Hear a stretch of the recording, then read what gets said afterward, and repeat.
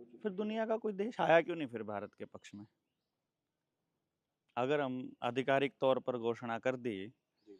तो फिर हम दुनिया का कोई भी देश फिर भारत के साथ में पक्ष में क्यों नहीं आया? अब ये क्यों नहीं खड़ा हो रहा? अभी क्यों नरेंद्र मोदी विदेश में विजिट नहीं कर रहा? क्यों उसको डेलीगेट भेजना पड़ रहा है?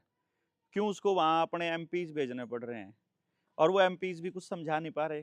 कोई वीडियो आपने देखी किसी एमपी की वहां बताते हुए कि हमने क्या किया क्या नहीं किया?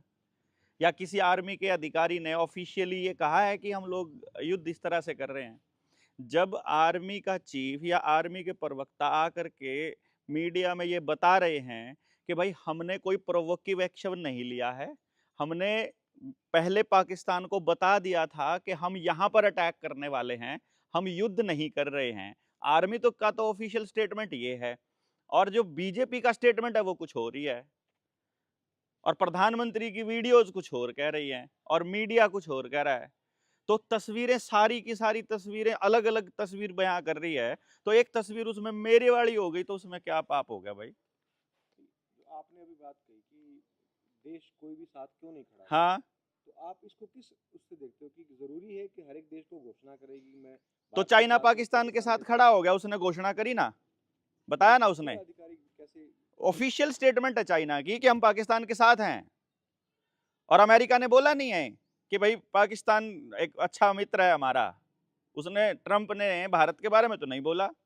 अपने वाला तो नरेंद्र मोदी तो ये बोलता है कि ट्रंप जो है हम इतने प्यारे मित्र हैं कि तू तड़ाक से बात करते हैं। बिल्कुल ये है, वो ठीक तो है, और वो तू तड़ाक वाला इसी को धड़क धमका गया। कहाँ धमकाया? देखो आप स्टेटमेंट देखो ना। आप पहले अमेरिका का स्टेटमेंट आता है कि युद्ध विराम की घोषणा हुई है, भारत के विदेश मंत्री और रक्षा मंत्री बाद में बात करते हैं अपनी।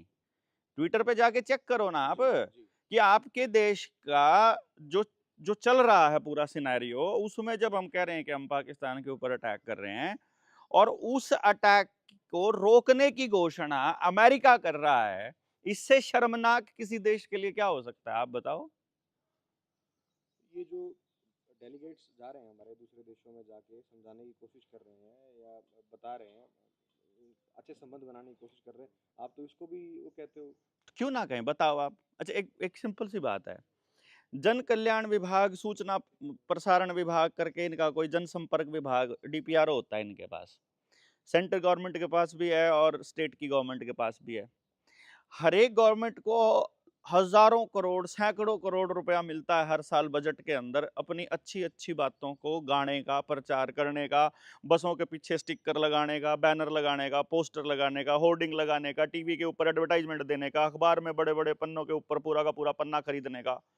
वो इतने सैकड़ों करोड़ रुपए के बाद भी, इतने प्रचार तंत्र के बाद भी, पूरे देश के अंदर इतनी, उसके बावजूद भी वो इसको पॉलिटिसाइज करने पे लगे हुए हैं, और कोई आदमी इसका दूसरा पहलू नहीं बता रहा है।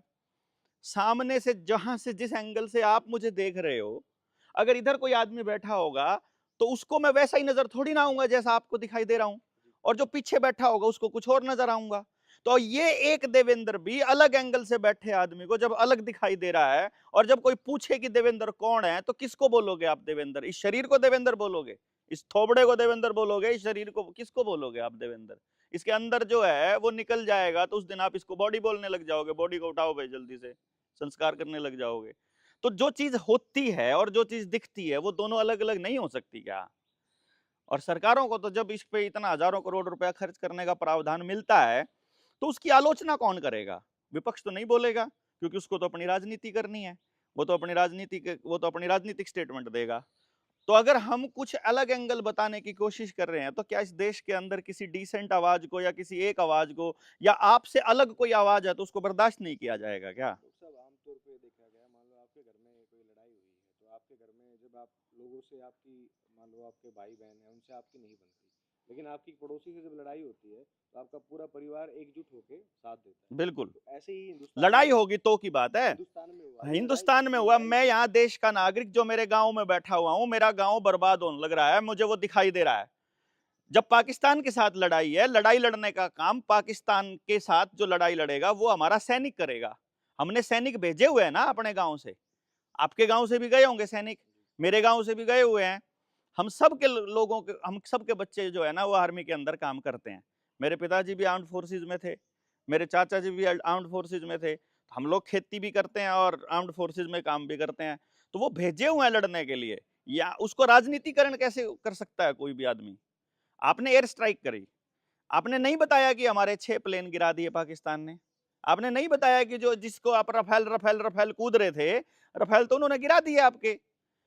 और पिछली बार जब वो एक हमारा अभिनंदन उन्होंने उनके वहां के गिरा था जाकर के, पाकिस्तान में जाके गिर गया था अपना पायलट, वो क्या हुआ था आपको नहीं पता है क्या?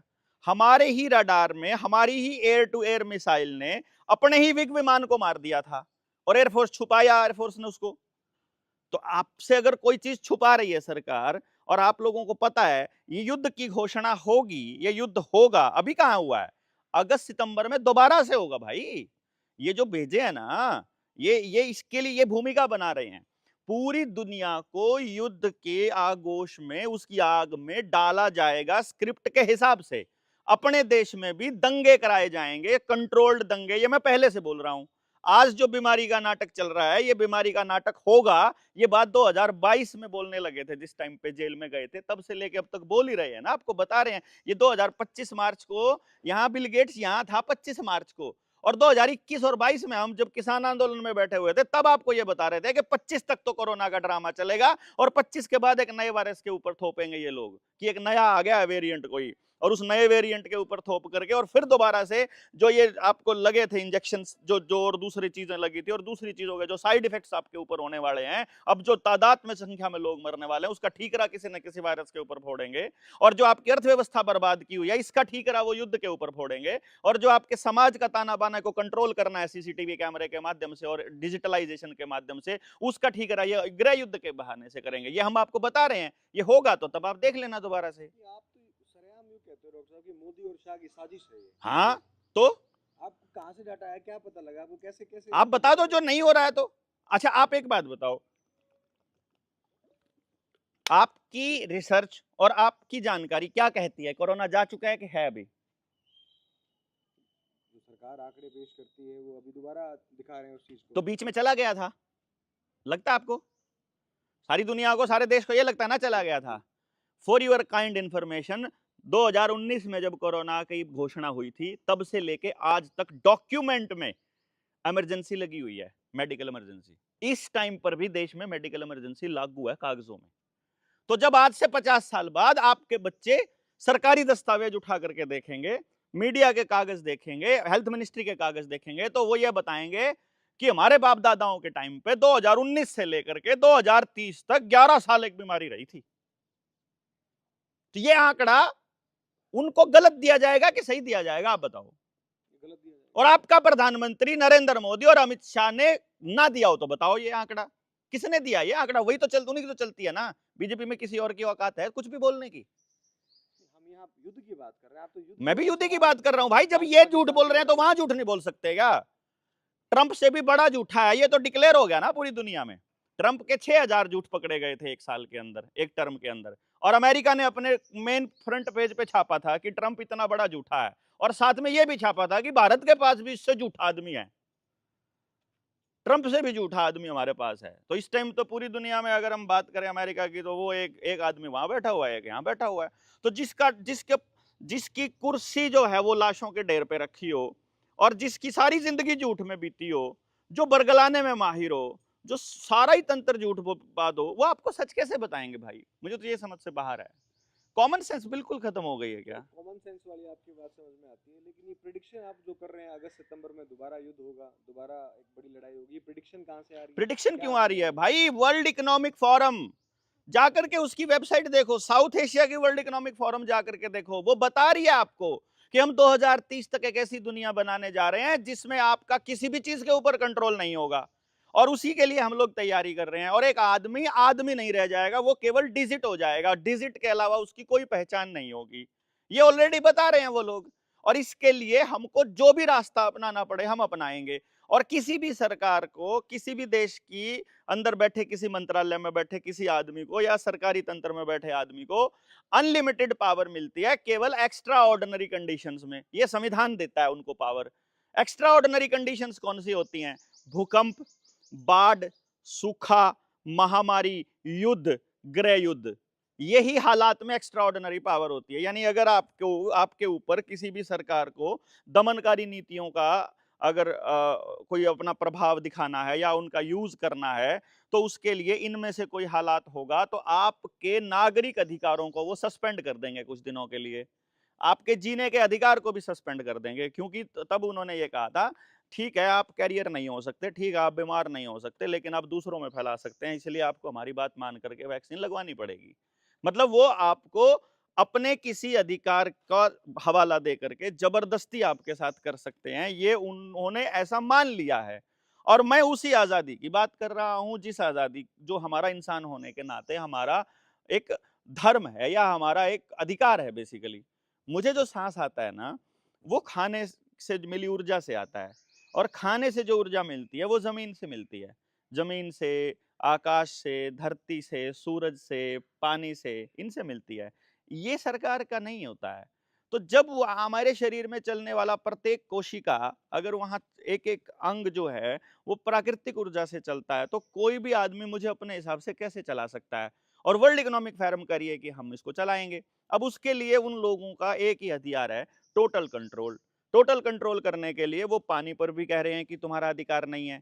अगर आपको नहीं पता हो तो पिछला जो कॉल स्क्वाब है जिसने इस्तीफा दे दिया वर्ल्ड इकोनॉमिक फोरम से, उसने दावोस वाली मीटिंग में नरेंद्र मोदी को धमकाया था, डांटा था बकायदा, छपा था अखबारों के अंदर, वहां अमेरिका की, स्विट्जरलैंड की अखबारों में छपा था कि क्लास स्क्वाब ने नरेंद्र मोदी को धमकाया कि तुम लोग पानी की राशनिंग क्यों नहीं कर रहे हो।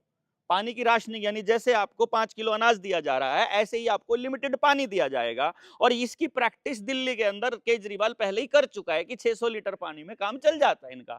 वो मतलब जो बिजली का नाटक कर रहा है, फ्री बिजली, फ्री पानी, आपको कोई भी सुविधा दे रही है सरकार, वो आपको दिखा तो ये रही है कि वो आपकी चिंता करती है, लेकिन उसको बिना आधार कार्ड के साथ जोड़े नहीं दे रही है। आधार कार्ड के साथ जोड़ना यानी आपको एक डिजिट में तब्दील करना, it's all plan of the script. पानी की राशनिंग करना, खाने की राशनिंग करना, जमीन की राशनिंग करना, हर आदमी को लोन में डुबाना, हर आदमी को कर्जदार बना करके कंट्रोल करना, उसका आना जाना कंट्रोल करना। बीमारी के नाम पर आपका डिस्ट्रिक्ट बदलोगे तो लिखवा के जाओगे, फार्म भर के जाओगे, तो कहीं भी जाना है तो फार्म भर के जाओगे। कोरोना का सच अब तो आपके सामने आ गया ना। तो कोरोना के नाम पर जो आपसे मूवमेंट कंट्रोल की गई थी आपकी, इसका मतलब दैट वाज अ साजिश ना। तो जब वो साजिश का हिस्सा है तो ये आपके दिमाग को प्रोग्राम करने के लिए है। साइकोलॉजी ये कहती है, यदि आप कोई काम 21 दिन तक लगातार कर लेते हो तो वो आपकी आदत में शामिल हो जाता है। आपको तो 5 साल से इन्होंने, 11 साल से आपको लाइनों में लगा रखा है, आपके कभी भी डाटा पूरा नहीं हुआ आपका आज तक। कभी कोई गलती, कभी कोई गलती, कभी कुछ अपडेट करने पे लगे पड़े हो, कभी कुछ। अभी किसान का कार्ड बन रहा है, फिर आभा कार्ड बन रहा है, फिर आयुष्मान कार्ड बन रहा है, फिर आधार कार्ड बन रहा है, फिर उसको अपडेट करा रहा है, फिर चेहरा अपडेट कराओ, रेटिना अपडेट कराओ, फिर टांग अपडेट कराओ, फिर मतलब ये इसी काम पे लगे रहेंगे क्या सारा देश का लोग?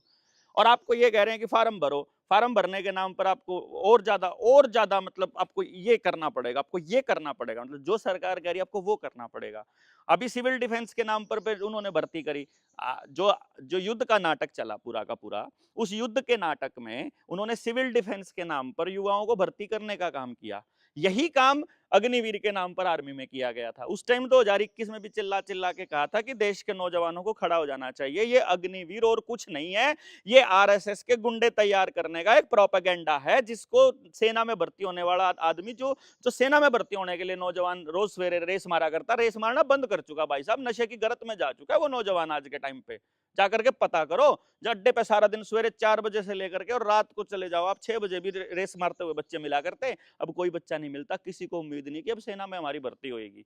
और ये बात उनको पता था, इसीलिए उन्होंने आरएसएस के उन कैंपों के अंदर स्पेशल बोला कि जितने आरएसएस के लोग हैं उन सबको अग्निवीर बना के भेजो, उनको बंदूक चलानी सिखाएंगे, उनको बंदूक का लाइसेंस मिलेगा। वहां से जब वो 4 साल के बाद छुट्टी लेकर के आ जाएंगे कि उनकी ट्रेनिंग तो करवाएंगे हमारे पैसे से, देश की जनता के पैसे से, और उसके बाद वो अडानी अंबानी के साइलोज की चौकीदारी करेंगे। नहीं तो जिस टाइम पे गृह युद्ध करवाएंगे उस टाइम पे आक्रोशित जनता को या फिर देश के अंदर जागृति फैलाने वाले मेरे जैसे लोगों को गोलियों से भूनने का काम ऐसे अग्निवीरों को दिया जाएगा बेसिकली, और जो सिविल डिफेंस के नाम पर खड़े किए थे। कैसे प्रेडिक्ट कर रहे हो? अगस्त सितंबर वाला वॉर वाला समझ नहीं आया, कौन सा डाटा है आपका, किस डाटे के आधार पर आप ये बात? आप आके देख लेना ना क्या बात, माहौल क्या बन रहा है। आप देखो स्टेटमेंट्स देखो ना रोज, ये जो यूक्रेन और रशिया का जो युद्ध चल रहा है उसको आपने देखा है ना। यूक्रेन और रशिया का युद्ध कितने साल से चल रहा है? 3 साल से चल रहा है। 3 साल को युद्ध चलता है क्या? असल में वो युद्ध नहीं है। असल में ऑपरेशन सिंदूर कोई ऑपरेशन नहीं था। देखो, इसके ऑपरेशन सिंदूर के 3-4 पहलुओं को देखिए आप। सामाजिक पहलू, आर्थिक पहलू और राजनीतिक पहलू। यही तो पहलू होते हैं ना जब भी कोई राजनीति करता है। बंगाल में चुनाव है और बंगाल के चुनाव से पहले वहां एक ऑपरेशन एक खेल खेला, एक त्योहार मनाया जाता है जिसका नाम है सिंदूर खेला। उस त्योहार का ही नाम सिंदूर खेला है। तो सिंदूर खेला होना है वहां पर, सिंदूर को ब्रांड बनाना है। वरना एक प्रधानमंत्री की कुर्सी पर बैठा हुआ आदमी इतना वाहियात कैसे हो सकता है जो ये बोले देश की जनता को कि मेरी रगों में गर्म सिंदूर चलता है, मतलब बहता है, खून नहीं बहता है। बोला है ना उसने? क्या उसने बोला कि मेरे से गलती हो गई?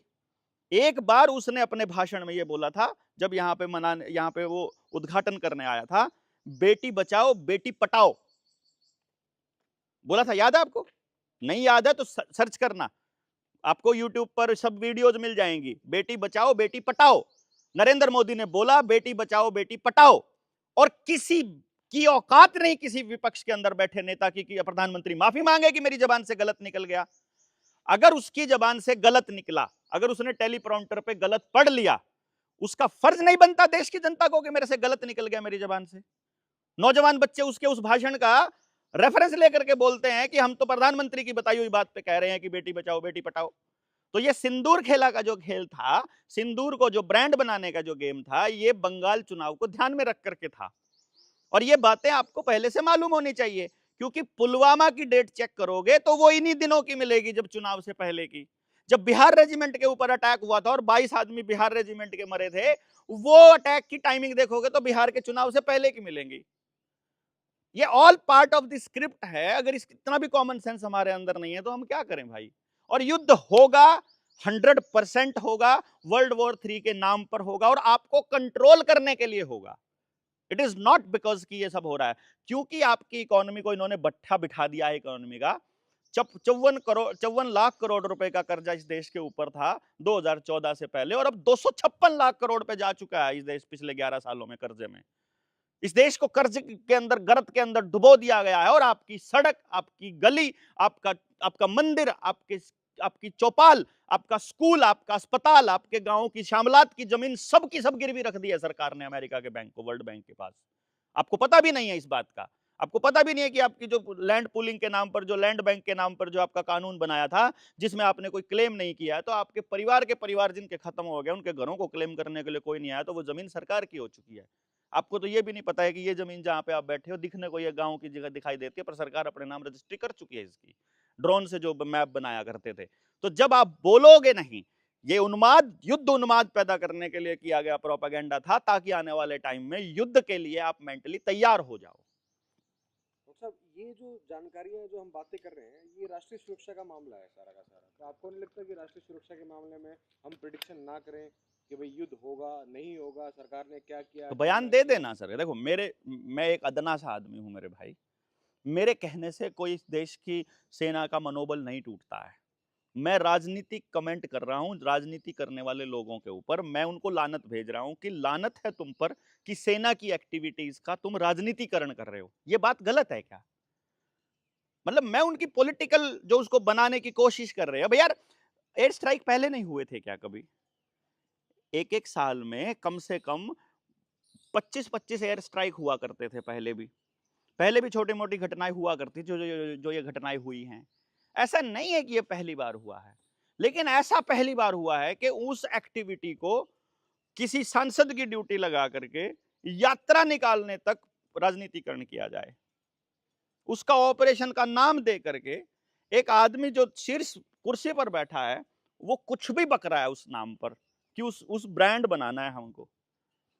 तो सर, आपने कॉमन सेंस की बात की, आपने कॉमन सेंस इस्तेमाल करके इतने सारे इल्जाम लगा दिए, सारी चीज आपने बोल दी कि नहीं, ऐसा हो मैं सकता है, रिसर्च ऐसा हो बेसिस पे सकता है। बात कर रहा हूँ। कि आपने कभी कोई सैन्य से जुड़े लोगों से, कोई ऐसे अधिकारियों से जिनके पास ऑफिशियल डाटा है, उनसे बातचीत करने की कोशिश की, of the camera off the record, और वहां से जानने की कोशिश की राहुल भाई, कि सच में ये बात हो रही है? मैं ये बता रहा हूँ, मेरी जनता सरकार मोर्चा की टीम पूरे इंडिया में है, और वो ऑब्वियसली पंजाब में भी है, और वो बाघा बॉर्डर के नजदीक भी है, और वो अमृतसर से पीछे जहां पर बिल्कुल तार जहां लगती है वहां भी है, फाजिल्का के आसपास के एरिया में भी।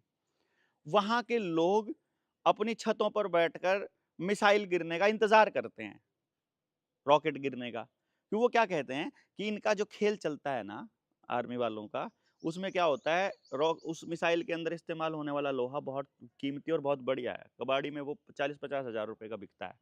तो किसी के खेत में गिर जाए तो वो उसका हो जाता है, कहीं पे मेंढ पे गिर जाए तो आधा उसका और आधा उसका हो जाता है। तो उनकी लड़ाई होती है, पंचायत भी होती है कि ये किसका है, यहाँ तक होती है।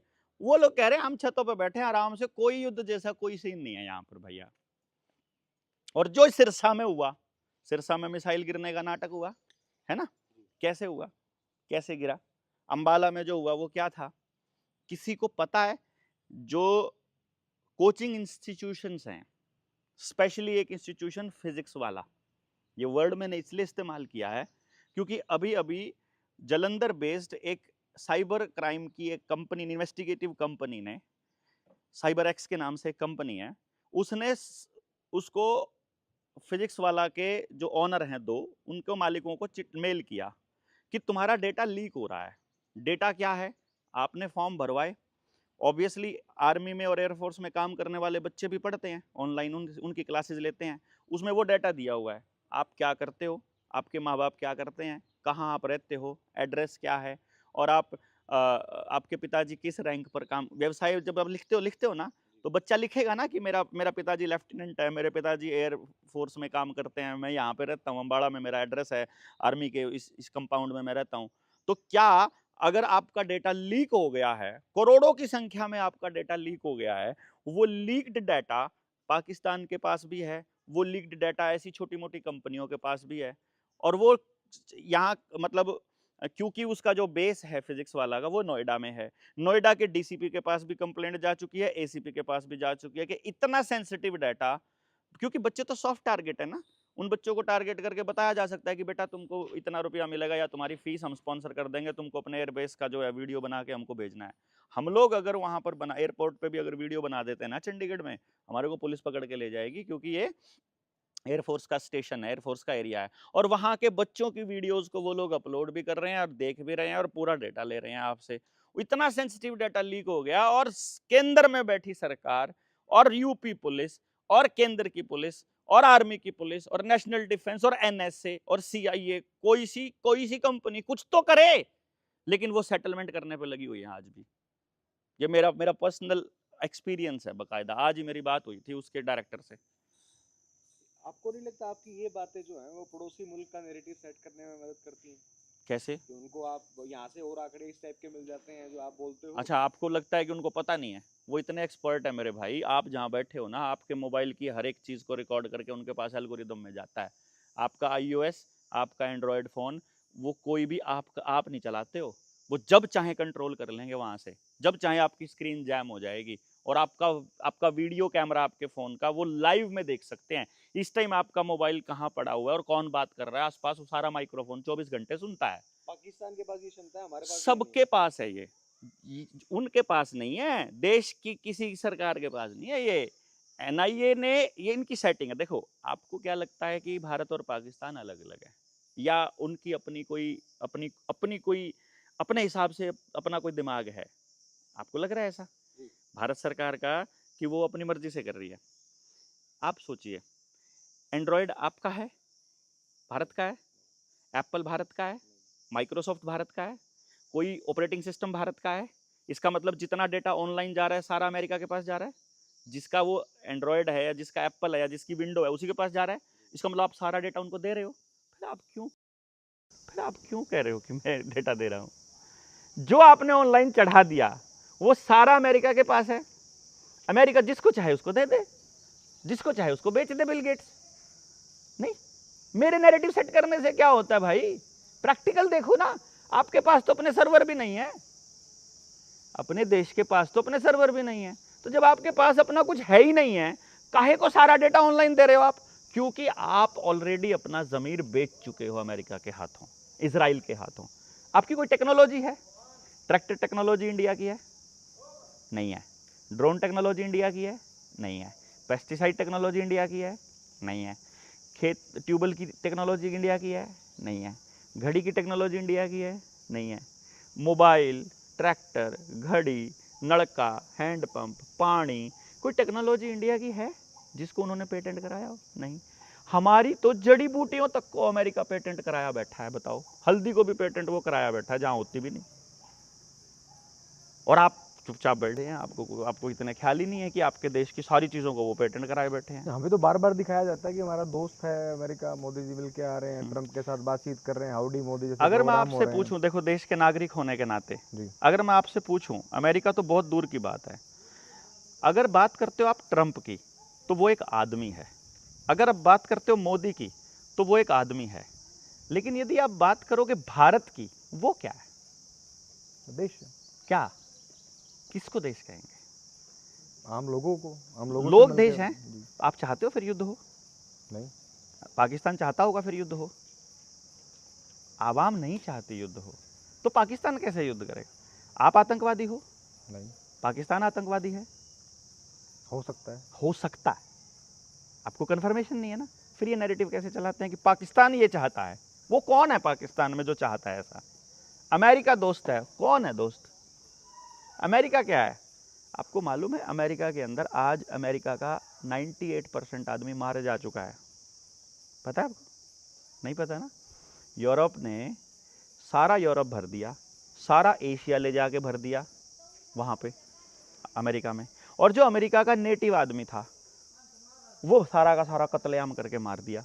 मात्र 2% लोग बचे अमेरिका में जो अमेरिका के हैं, रेड इंडियंस। जिनको रेड इंडियंस बोला जाता है, और भारत के अंदर ऐसे 8% बचे हैं। आप और मैं जो दस्तावेज बना के बैठे हैं, हमको बना दिया इन्होंने शरणार्थी। हम लोग इस टाइम पे शरणार्थी हैं। आपने एक भाई आपके ऊपर धूप आ गया, कोई यार दे फेस काला बताया, उसको सेट कर दे उसकी। वहाँ जो सीन है वो है ठीक है, उसमें इसको थोड़ा ऊपर नीचे करके कर ले अगर होता है। आपने थोड़ी देर पहले कहा कि 6 हमारे जो है एयरक्राफ्ट पाकिस्तान ने गिरा दिए थे, तो ये जानकारी भी तो आपको सोशल मीडिया के आधार पर मिली होगी। सोशल मीडिया के आधार पर इस बात को सही और गलत ठहराना क्या सही है? तो मेरा कॉमन सेंस मेरे को जिधर अलाउ करेगा उधर मैं बोलूंगा, आपका जिधर करे आप बोलो। मैं आपको कब बोलने से तो मना कर आपका रहा हूँ? कॉमन सेंस आपको देश के खिलाफ बोलने पर अलाउड करता है? इसमें देश के खिलाफ कौन है? मैं तो देश की जनता के फेवर की बात कर रहा हूँ कि आप देश का प्रधानमंत्री जिसकी जवाबदेही देश को सच बताने की है, वो झूठ बोल रहा है, मैं ये बोल रहा हूँ। आपने ये जानकारी दी ना, अपने देश के खिलाफ ही जानकारी है। अरे ये तो एयर चीफ मार्शल बोल रहा है ना भाई, मैं थोड़ी बोल रहा हूँ। 6 हमारे गिरा दिए। हाँ, मैं थोड़ी बोल रहा हूँ, ये तो ऑफिशियल स्टेटमेंट है। जिस तरह की आप बात करते हो वो एक नॉर्मल कॉमन आलोचना से ज्यादा आपको व्यक्तित्व हमला नहीं लगता कि आप बार बार तो व्यक्ति तो जिस मोदी, आदमी को शाह और तो जिस इनको आदमी को ले आते हो। हजारों करोड़ रुपए के प्लेन दे रखे हैं, सैकड़ों एकड़ की जमीन दे रखी है, सारे निर्णय लेने की ताकत ले रखी है, उसकी जवाबदेही नहीं बनती हमारे प्रति? उससे सवाल पूछना या उसकी आलोचना करना गलत है क्या? आपके ऊपर तो मैंने कोई आलोचना नहीं करी, आपको तो व्यक्तिगत अटैक नहीं किया मैंने, यहाँ बैठे किसी आदमी को तो नहीं किया मैंने, या कहीं पर बैठे किसी को नहीं किया। और जिसको जिम्मेदारी दे रखी है, जिसका काम है देश के लिए करना, इसी के लिए तो उसको ऐशो आराम दिया जाता है ना। इसलिए तो अनलिमिटेड पावर दी गई ना, हर चीज का एक्सेस दे दिया। किसी भी साइंटिस्ट से जब मर्जी मिलो, किसी भी सेना अध्यक्ष से जब मर्जी मिलो, जितना मर्जी पैसा विड्रॉल करके खर्चा करो, जिस मर्जी देश में घूमो। अमेरिका ने बैन कर रखा था नरेंद्र मोदी को, पासपोर्ट बैन था इसका, कहीं भी जाना अलाउड नहीं था इसका, पता होगा इस बात का तो आपको। आरएसएस को आतंकी संगठन घोषित कर चुका है अमेरिका, आईएसआईएस, पता है ना? ये सीआईए, मालूम है ना? भारत को महिलाओं के लिए असुरक्षित देश घोषित कर चुका है अमेरिका, ठीक है। और इस आदमी को अलाउड नहीं था अमेरिका की विजिट करना, क्योंकि ये दंगाई था। ये वो बोल रहे हैं, मैं नहीं बोल रहा हूं। लेकिन देश का प्रधानमंत्री बनने के बाद अब अमेरिका उसको वहां आने से नहीं रोक सकता, क्योंकि now he is on the official position. अब उसको एक्सेस मिला ना उस चीज का जी। तो जब वो इतनी चीजें मतलब एक्सेस कर पा रहा है और इतनी मौज कर रहा है, तो क्या हम उससे सवाल भी ना पूछे, क्या हम उसकी आलोचना भी ना करें? इतना हक तो बनता ही होगा यार, एक देश की जनता होने के नाते हमारा। आपकी सारी बात जो आप बोल रहे हो कि कॉमन सेंस के हिसाब से हमें ये समझ में आती है, ये समझ में आती है, युद्ध होगा, ये होगा, वो होगा, ठीक है। आपकी बात हम एक मायने में स्वीकार कर लेते हैं कि आपकी बात सारी वो है। सोल्यूशन क्या है, कैसे रोक सकते हैं? देखो, मैंने अपने गांव के लिए काम शुरू किया। अभी हम फफड़ाना गांव में बैठे हैं जी। मैंने अपने गांव के लोगों से बात करने की कोशिश की कि आप मुझे ये बताइए, आपकी जो ज़िंदगी है वो बेहतर हुई है या ख़राब हुई है। 2 मीटिंग्स मैं बड़ी बड़ी कर चुका हूँ इसी स्थल पे, फड़गू, दादा फड़गू की इस पवित्र भूमि पे, और तीसरी मीटिंग अभी 8 तारीख को है, कल है यानी कि। हमने गांव के लोगों से पूछा कि आपका भाईचारा बढ़ा है या घटा है। बोले घटा है। बीमारी बढ़ी है कि कम हुई है? बोले ज़्यादा हुई है। कर्जा बढ़ा है कि कम हुआ है? बोले बढ़ा है। अपराध बढ़ा है कि घटा है? अपराध बढ़ा है। नशा बढ़ा है कि घटा है? कि बढ़ा है। तो आपके शरीरों में दर्द भी बढ़ा है। जब गांव की पूरी व्यवस्था टूट करके तंत्र के हाथ में जा चुकी है और तंत्र बिकाऊ हो चुका है अमेरिका के, तो मेरा गांव भी गुलाम हो गया एक तरह से। जब मैं अपनी मर्जी से अपने बच्चे को पैदा नहीं कर सकता, मतलब दाई अगर किसी बच्चे को प्राकृतिक तरीके से, नेचुरल तरीके से जन्म देने की प्रक्रिया में अगर प्रजनन, उस जनन में हेल्प कर दे, तो उसके ऊपर एफआईआर करवा देती है आशा वर्कर, क्योंकि उसका कमीशन है अगर वो बच्चा वहाँ जाएगा तो, अस्पताल में जाएगा तो। और अस्पताल का डाटा ये कहता है कि 80% से ज़्यादा बच्चों का जो डिलीवरी होती है वो सिजेरियन जो होती है, उसमें से 80% ज़्यादा फर्जी होते हैं, वो खाली कमीशन के लिए होते हैं। फिर आप पता करने जाओ तो सारे डॉक्टर्स जो हैं वो, सारे के सारे डॉक्टर्स जो हैं वो कमीशन खोर बन के बैठे हुए हैं। अकेले डोलो 650 जो कि कोरोना के टाइम पर वैक्सीन के बाद दी गई दवाई थी, अकेली उस दवाई के ऊपर ये था कि पिछले 6 महीने में 10,500 करोड़ रुपए का सिर्फ उन्होंने गिफ्ट दिया था। मतलब 10,500 करोड़ रुपया अगर डॉक्टरों को गिफ्ट दे दिया गया है, आप सोच सकते हैं कितना बड़ा स्कैम होगा वो देश की जनता के साथ में। जिस दवाई पे 1 रुपया भी टोटल खर्च नहीं होता, उस दवाई को 50-50 रुपए में बेचा जाता है। मैंने इसका सलूशन निकालने की कोशिश की है कि गांव की वो कौन सी व्यवस्था थी जिसकी बदौलत हम लोग खुशी खुशी भी रहते थे और गांव के सबसे गरीब आदमी के पास सोना और चांदी भी होता था। आज तो आपके पास 50 एकड़ ज़मीन है तो भी आपकी सारी ज़मीन गिरवी पड़ी हुई है और आपकी घर की औरतों के गहने जो हैं वो फाइनेंस कंपनी के पास जमा है। आज सब के सब कर्जे में है, सब के सब की बात कह रहा हूँ मैं। अगर मेरे गांव में 1500 घर हैं तो मुझे पूरा कन्फर्मेशन है कि 1450 से ज़्यादा घरों का सारी ज़मीन और मकान जो है वो गिरवी पड़ा है, जिसका लाल डोरा टूट गया है। तो जब हर आदमी कर्जे में है और आपकी सार्वजनिक ज़मीनों को सरकार अपने नाम कर चुकी है और आपके पास आधार कार्ड के अलावा आपके पास कुछ भी नहीं है और आपका बच्चा जितना मर्जी पढ़ा लिखा हो उसको कहीं पर रोजगार का कोई अवसर नहीं मिल रहा है, तो आप आने वाले टाइम में लूटपाट या भिखारी होने के अलावा आपके पास ऑप्शन क्या है? आपको तो 1 मिनट में कह दिया जाता है यहाँ नौकरी नहीं है। आपको कह दिया कि मेरे गांव का आदमी जब यहाँ पर नौकरी ना मिले शहर में चला जाएगा। चलो चलेगा शहर में, कोई बात नहीं। शहर में जाने के बाद जब सारे के सारे शहर में चले जाएंगे तो शहर ही गांव बन जाएगा या गांव ही शहर बन जाएगा। इसको किसी मर्जी घूम के लो। गांव खाली होकर के शहर चला, शहर में कहाँ से आता है? इन्होंने पूरे के पूरे सिस्टम को, पूरी व्यवस्था को सिस्टमैटिक तरीके से बर्बाद करने के लिए खेल खेला।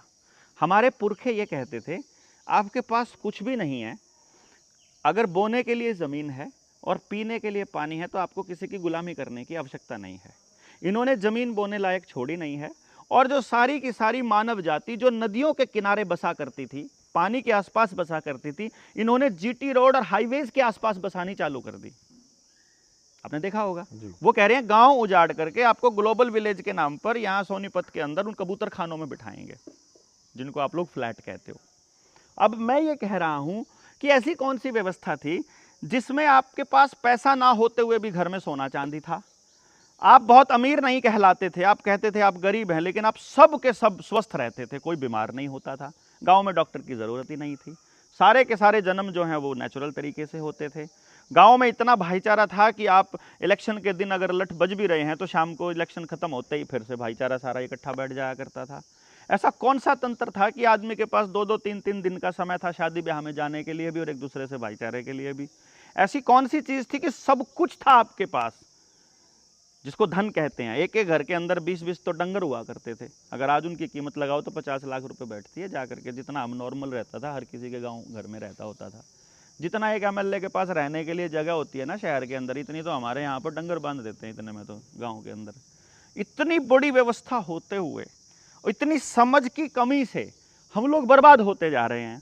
तो हमने गांव को दोबारा से कॉल करना शुरू किया और मैंने बोला कि आ जाओ गांव के लोग, मुझे मूर्ख समझते हो अगर आप लोग, तो एक काम करो, कोई शाना आदमी आकर के बता दे। आप ये कह रहे हो कि आपका कॉमन सेंस आलोचना करने की बात कह रहा है, तो मैं क्या करूं, गीत गाऊं क्या सरकार के? मेरे को किराए पे थोड़ी रखा हुआ है, मैं भांड थोड़ी हूं सरकार का कि मैं उसके गीत गाऊंगा, पैसे थोड़ी ले रखे हैं।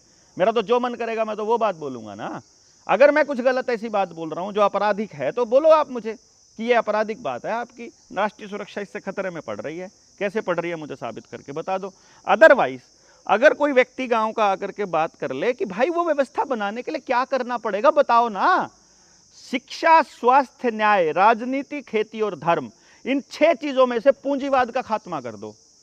सारा गांव अपनी सारी कमाई पढ़ाई के नाम पर, हेल्थ के नाम पर, पुलिस वालों को देने के नाम पर, कागज के नाम पर, कापी पेन के नाम पर, बस्तों के नाम पर और पता नहीं पेट्रोल डीजल और पता नहीं किस चीज के नाम पर सारा गांव कमा कमा के शहर को पूज रहा है ना।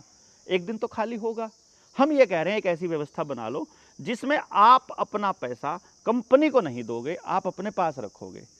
हम ये कह रहे हैं भाई खेती इस तरीके से कर लो।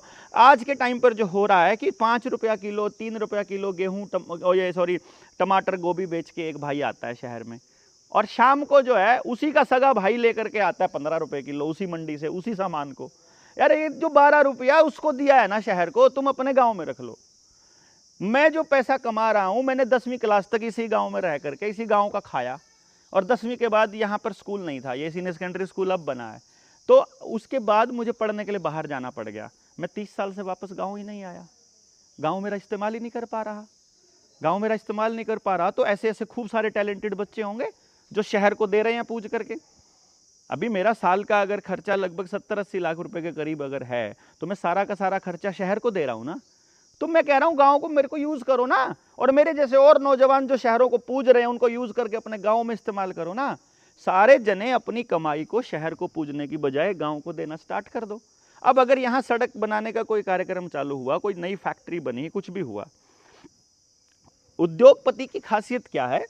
उद्योग चाहता है प्रॉफिट, उसको पैसा बचना चाहिए, पैसा बचेगा। अब यहाँ के आदमी की दिहाड़ी अगर जो स्किल्ड पर्सन है उसकी दिहाड़ी अगर 1000 रुपया दिन का है, वही आदमी आपको वैसा ही काम करने वाला आदमी अगर इंजीनियर होगा तो वो 2000 रुपया मांगेगा, ITI कर रखा होगा तो 1000 रुपये में काम चल जाएगा, और अगर किसी को वैसे काम सिखा रखा है उसके पास कोई डिग्री नहीं है तो वो 500 रुपये में भी कर देगा। और अगर किसी भूखे इलाके से चले जाओ जहाँ अनाज कम होता है या जहाँ पर कोई सुविधा नहीं है, वहाँ से आपको 300-200 रुपये में भी 5000 रुपये सैलरी पे भी आ जाएगा। मैंने अपने टर्म में पिछले 2-3 साल पहले ही राजस्थान से ऐसे बच्चे बुला करके हमने इलेक्शन मैनेजमेंट में काम किया था जिसको तनख्वाह मात्र 4000 रुपया देते थे। 4000 रुपये में यहाँ का आदमी तो नहीं काम करेगा महीने का। इसका मतलब क्या हो गया? एक तो इसका सलूशन ये है कि आपको माइग्रेशन रोकना पड़ेगा। अगर सस्ता मजदूर मेरे यहाँ पड़ोस की सड़क पे काम करने के लिए अवेलेबल रहेगा तो मेरे गांव के आदमी को काम नहीं मिलेगा। अगर यहाँ शुगर मिल खुला हुआ है मेरे गांव के अंदर, शुगर मिल में मेरे गांव का 4-5 आदमी नौकरी करता है बस खाली, और वो भी क्या, क्लर्की के लेवल पर, सुपरवाइज़र के नाम पर। सुपरिटेंडेंट और उससे ऊपर की नौकरी सब बाहर वालों को मिली हुई है। तो अगर यहाँ सस्ता मजदूर मिल को बाहर से आया हुआ आदमी मिल जाएगा तो वो गांव के आदमी को जॉब कहाँ से मिलेगी बताओ? उसको तो रोजगार नहीं मिलेगा। इसी तरीके से यदि थोड़े प्रॉफिट में काम करने वाला आदमी बाहर से आकर के मेरे इलाके में रहने लग जाएगा तो आपके इलाके के आदमी तो बेरोजगार हो जाएंगे। फिर आपके इलाके का आदमी नौकरी करने के लिए किसी बड़े शहर में जाना पड़ेगा, क्योंकि वहाँ वो सस्ता मजदूर है, वहाँ उस शहर के आदमी का खर्चा उतने रुपये में नहीं चलता है। उस शहर के आदमी को विदेश जाना पड़ेगा, फिर आपके गांव के आदमी को भी विदेश डायरेक्ट जाने में कोई दिक्कत नहीं होगी। तो इस तरह से हम लोग अपनी जड़ों को छोड़ छोड़ करके भागते रहेंगे, हर आदमी माइग्रेट होता रहेगा। तो मैं ये समझ रहा हूँ कि समस्याओं से भागने की बजाय एक बार बैठकर कम से कम चर्चाओं का दौर तो शुरू कर लो कि भाई इसका समाधान बताओ। ठीक है, हम रो बहुत लिए, हमने सरकारों से कह लिया, देख लिया, MLA नहीं करेगा, MP नहीं करेगा, सांसद नहीं करेगा, आपका कलेक्टर को टाइम नहीं है, SDM को टाइम नहीं है, मुख्यमंत्री के पास कुछ नहीं है, या कह लो उसे क्या ज़रूरत पड़ी, उसे क्या पता इस गांव की क्या समस्या है। समस्या गांव की है तो समाधान गांव के पास है ऑलरेडी। सिर्फ एक ही चीज़ की कमी है, कोई ऐसा सूत्रधार मिल जाए जो उन लोगों को बिठा करके बात करवा दे और उनको बोल दे कि आओ मिलकर बात करते हैं, समस्या को सामने रखते हैं, जिसके पास बेस्ट सोल्यूशन हो बताओ, जिसके पास नहीं हो तब तक चर्चा जारी रखो जब तक सोल्यूशन ना मिल जाए। सोल्यूशन की एक ही रूल होगा, समिश्र का एक ही नियम होगा कि उस सोल्यूशन से गांव के किसी भी तबके, किसी भी आदमी, किसी भी परिवार का नुकसान नहीं होना चाहिए। जो सबके लिए सही है वो सत्य है, जिसमें किसी एक का फायदा और एक का नुकसान है वो झूठ है। झूठ को छोड़ करके सत्य पे चलना चालू कर दो, आपको अपने गांव के लिए समाधान मिलना शुरू हो जाएगा। हर गांव अपने अपने गांव की व्यवस्था को संभाल ले, शिक्षा, स्वास्थ्य, न्याय, राजनीति, खेती और धर्म से पूंजीवाद को खत्म कर दे और जल, जंगल, जमीन, जानवर, जन का फैसला गांव ले ले। भाई मेरा बच्चा पैदा हुआ, बाप का नाम क्या है? फलाना ढिमकाना। माँ का नाम क्या है? ये। बच्चे का नाम क्या है? ये। तीनों चीज मैंने बताई ना, जिसके घर में बच्चा पैदा उसने बताई। उसकी बताई हुई चीज पे सर्टिफिकेट कोई और दे रहा है, बताओ, है ना हद? है ये ठगी है आपके साथ, ये आपके कॉमन सेंस का हरण है, ये आपकी इंटेलिजेंस का, आपके दिमाग का हरण है कि आपकी बताई हुई बातों पे सर्टिफिकेट कोई तीसरा आदमी दे रहा है। आपकी जमीन का सारा कुछ ब्यौरा आप दे रहे हो और सर्टिफिकेट कोई और दे रहा है। यार ये कोई हद है? जब मेरी बात को मान करके आपने सर्टिफिकेट देना है तो मैं ना दे लूंगा क्या मेरा सर्टिफिकेट कि मेरा नाम क्या है और मेरे बच्चे का नाम क्या है? मैं अगर गलत चीजें देता मिलूं, एक ही आदमी के बारे में 2-3 जानकारी देता हुआ मिलूं, तो मैं कसूरवार माना जाऊंगा। अदरवाइज ये क्या कंपल्शन है कि आप मानते हो कि हम गरीब हो चुके हैं, आप मानते हो कि हमको 5 किलो अनाज की जरूरत है, लेकिन वो 5 किलो अनाज लेने के लिए आपको अंगूठा भी लगाना पड़ेगा, आधार कार्ड भी अपडेट करना पड़ेगा, बैंक खाते से भी जोड़ना पड़ेगा, मोबाइल नंबर भी देना पड़ेगा। ये कंपल्शन का क्या मतलब है? क्योंकि आप बिक चुके हो उन अंतरराष्ट्रीय ताकतों के हाथों जिनका ये एंड्रॉयड है, जिनका ये सिस्टम है, जिनका ये इंटरनेट है। इसीलिए आपको देश की जनता के साथ धक्का करके उनके डॉक्यूमेंट और उनकी जानकारी लेनी है, क्योंकि जिनकी लोगों की जानकारी आपके पास है, आपके अगर आप गलत आदमी हो तो आप उनको रगड़ भी सकते हो उस जानकारी के आधार पर, और यदि आप सही आदमी हो तो उनकी तरक्की भी की जा सकती है। तरक्की करने का मूड मेरा सरकार का तो नहीं लगता, कम से कम। ऐसे ये प्लान है, इस प्लान से युद्ध रुकेगा, जो आने वाला युद्ध है या आने वाली जो चीजें हैं? देश की जनता बोलने लग जाए कि तुमको अनलिमिटेड पावर की सप्लाई नहीं देंगे हम, कैसे कर लेगा युद्ध? वो युद्ध करते किस लिए हैं? चलो आपको मैं हिस्ट्री बता देता हूं। द्वितीय विश्व युद्ध से पहले भी एक महामारी आई थी 1918 में, ब्लैक प्लेग। नाम ढेर सारे आए, हर 50 साल में लेके आते हैं ये लोग। 1918 से लेके 28-30 तक चला। जब उनको लगा कि देश की जनता समझ गई है कि तुम्हारे साथ ठगी हो गई है, तो ध्यान भटकाने के लिए, जैसे बच्चा किसी चीज़ के लिए जिद कर रहा हो, हम कहते हैं कोको आ गई, या धरती में चप्पल मार देते हैं, या धरती पड़ गई, या जो घर बालक का चोट लग गई तो आप धरती ना पीटने लग जाए, देख धरती पीट दी, देख धरती पीट दी। तो आपके साथ तो ये हो रहा है। इस देश की जनता मरने लगेगी, परिवार के परिवार खत्म होंगे। गाँव में जाते हैं ना, एक एक आदमी मान रहा है कि देश की सरकार ने धोखा किया है वैक्सीन लगा करके, सब मान रहे हैं। और ये बात सरकार में बैठे आदमी को भी पता है। सरपंच बताता है एसडीएम को, एसडीएम बताता है ऊपर, बता रहा है कि देश की जनता खिलाफ हो रही है, सारी जनता कर्जदार हो रही है, रोजगार नहीं है, तुम्हारे जूते पड़ने वाले हैं, गांव में जाओगे तो पिटोगे। गांव में जाने का कोई बहाना तो चाहिए। तो युद्ध ले लेते हैं, पाकिस्तान ले लेते हैं, मुसलमान ले लेते हैं, जाट ले लेते हैं, ब्राह्मण ले लेते हैं, गुज्जर ले लेते हैं, राजपूत ले लेते हैं, किसी को ले लेते हैं, वो लेकर के चले जाएंगे। वैक्सीन को लेके आओ ना तुम। अब क्यों फ़ोटो हटा लिया अपना वैक्सीन के सर्टिफिकेट से? ये युद्ध केवल आपका ध्यान भटकाने के लिए और आपके अंदर युद्ध उन्माद लाने के लिए और आपको पिछले कर्मों को और पिछले पापों को ढकने के लिए है, बस और कुछ नहीं है। हर नए धोखे के बाद एक युद्ध होगा, एक नई व्यवस्था लाने के लिए एक युद्ध होगा। द्वितीय विश्व युद्ध के बाद यूनाइटेड नेशंस बना था, उसी के अंडर डब्ल्यूएचओ बना था, उसी डब्ल्यूएचओ का खेल था ये हरामखोरों का। और अब डब्ल्यूएचओ और यूनाइटेड नेशंस टूट गया है। यूनाइटेड नेशंस का एजेंडा 21 खत्म होकर के अब वर्ल्ड इकोनॉमिक फोरम का एजेंडा 2030 हो चुका है। अब वो 2030 को लगाना है, इसीलिए युद्ध होगा। ये हर बार होता आया है। प्रथम विश्व युद्ध भी इसी बेस पर हुआ था, द्वितीय विश्व युद्ध भी इसी बेस पर हुआ था और तृतीय विश्व युद्ध भी इसी बेस पर होगा, कंट्रोल करने के लिए, अगली जनरेशंस पे कंट्रोल करने के लिए। इतिहास जाकर के देखो आप, ये प्रेडिक्शंस नहीं है, ये अंदाजे नहीं है, ये मेरे कॉमन सेंस नहीं है, ये इतिहास है मेरे दोस्त। जो रिसर्च है जो बता रही है कि ये टोटलिटेरियन गवर्नमेंट बनाने के लिए एजेंडा 2030 के अंडर आने वाली स्क्रिप्ट के हिसाब से चल रहा है।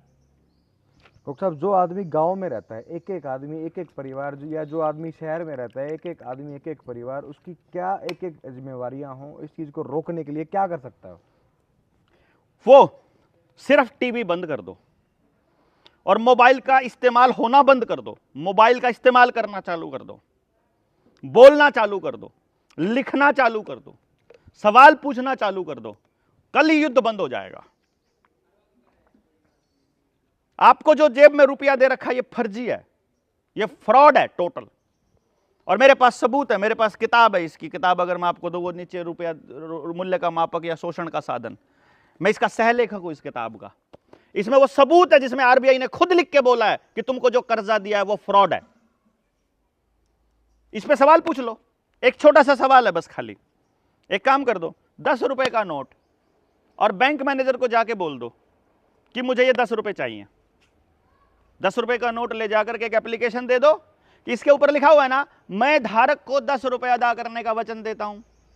तुम्हारे पास है तो तुम दे दो, आरबीआई के गवर्नर के साइन है तो आरबीआई के गवर्नर को भेज दो, मुझे नहीं पता, जिसको देना है दे दो, लेकिन मुझको मेरा 10 रुपया चाहिए। पता लग जाएगा।